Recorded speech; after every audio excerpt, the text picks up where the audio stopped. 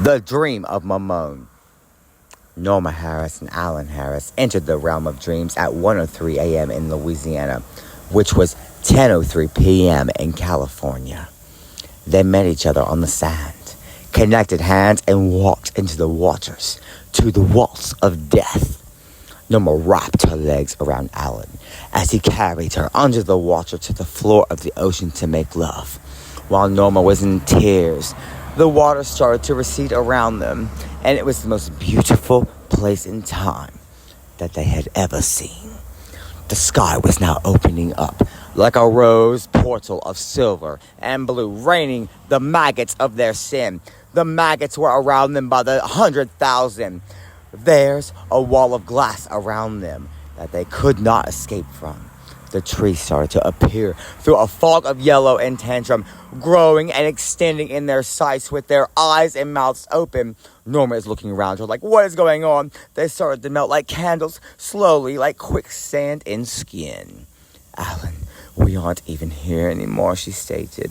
We have to mate our spirits to continue. Alan kicked off his shoes, but his feet were melting. Everything started melting around them slowly at this point, even the trees. As they devoured each other, even their bones started to soften. Alan was sniffling in tears that are of the dead, but nothing was there. Just sniffles, even in the realm of dreams. And they are within each other, like a wave from a broken stereo and beautiful music. Even Norma's hair was melting, and Alan's face looked like he looked at the hospital when she woke up after her breast reduction surgery. A look like he had done something wrong. Norma is looking for the hope of the Titanic to save them. There is no hope in sight, just the snakes that have appeared around them by the thousands. Alan's penis turned into a vagina like his first life as a Neanderthal. Norma says, oh my God, the snakes, Norma, Norma, Norma, is all Alan could say. They were like puddles of skin and rope for bones. It's like an ocean of snakes filling up just to keep their heads above the water, and only their heads are above the surface of the snakes around them. Her son Carrie then walked up barefoot like Jesus, walking the water of snakes for the ghost of his penis. Carrie, get us out of here! Norma screamed. I know this is evil. Carrie then says, I agree, and looks around and around. This has never been here before. Carrie! Norma screams from the ghost of 400,000 years in her womb. But there was no emotion on Carrie's face, and she knew it was not him for that. Oh my God, my tongue fell out, Alan said, from his tongue slithering away with the snakes. This is God, is all they could think at this point. As Carrie then slowly backed away and disappeared like he should have never cared about Alan or his mother. Feces then started to appear in the air from Dionysus and down the walls of the realm. They know they need to feed, and their mouths were open like snakes of shit, flowing to them slowly like an hourglass of the devil's excrement. They have begun to consume. An hourglass of diamonds then fell from the sky in rotations and landed next to them in the river of snakes and froze time for 1 hour at 1:37 a.m. For 4 minutes, emeralds reigned in the realm of dreams worth more than them. In their sights, all Norma and Alan could see is that time was running out of the hourglass, and something worth more than them was falling from the sky.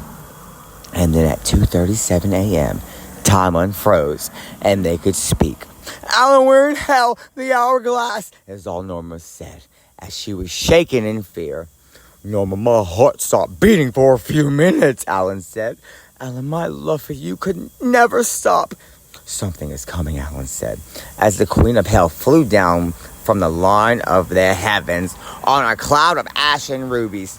You pathetic fools are mine, the queen said with a cigarette in each hand as she flicked around their heads and chanted the psaltery.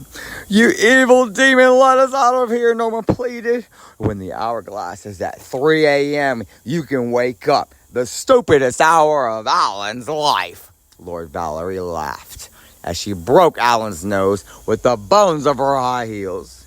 Mirror! The queen screamed as it flew across the realm and landed next to the hourglass of diamonds.